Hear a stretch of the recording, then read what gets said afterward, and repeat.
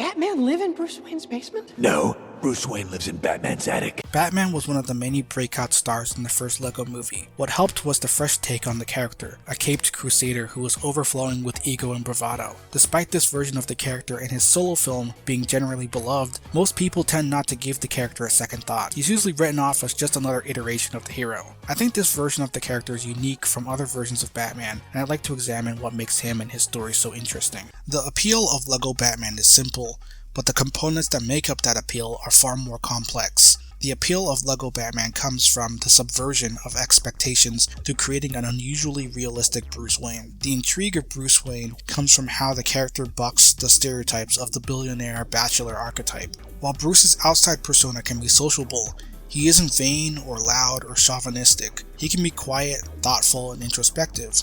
These are all qualities that most versions of Bruce have, but Lego Bruce lacks.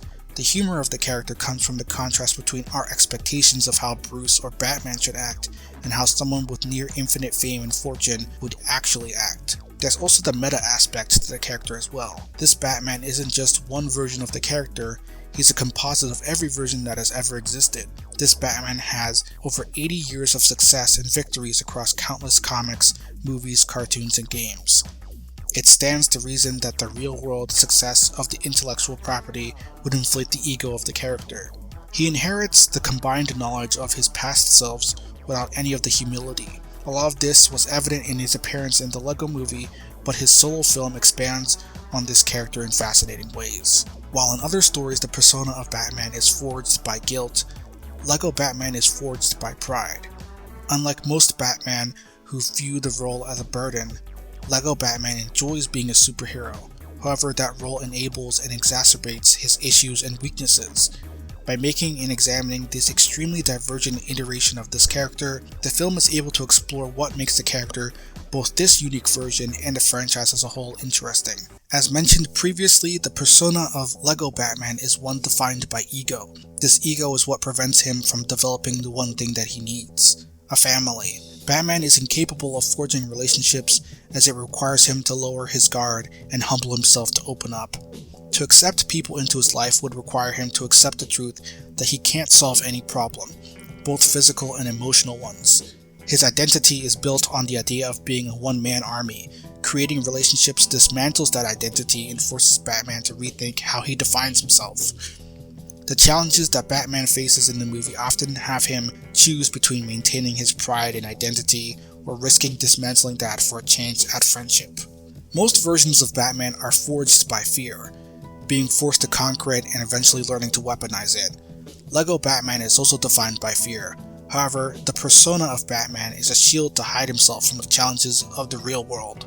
Being Batman is a form of easy mode, acting as a crutch or substitute for a meaningful life. The trauma of losing his parents has led him to believe that loneliness and misery are the end results of being part of a family. Because of this, Batman is caught in a vicious cycle where he pushes people away out of fear of eventually losing them, and the ensuing isolation exacerbates his loneliness. The few nuanced discussions of the Lego Batman movie that exist tend to forget to explore the character of the Joker, with some online comic book circles considering the Lego Movie version the weakest iteration. I feel like this is missing the forest for the trees. Batman informs the character of the Joker, and vice versa. Weakness and insecurity are important aspects of most iterations of the Joker. Most versions are desperate to try and convince others of how he's the avatar of some universal truth, how he's the final evolution of man at his brink. Even the possibility of someone not finding him funny can get a rise out of him.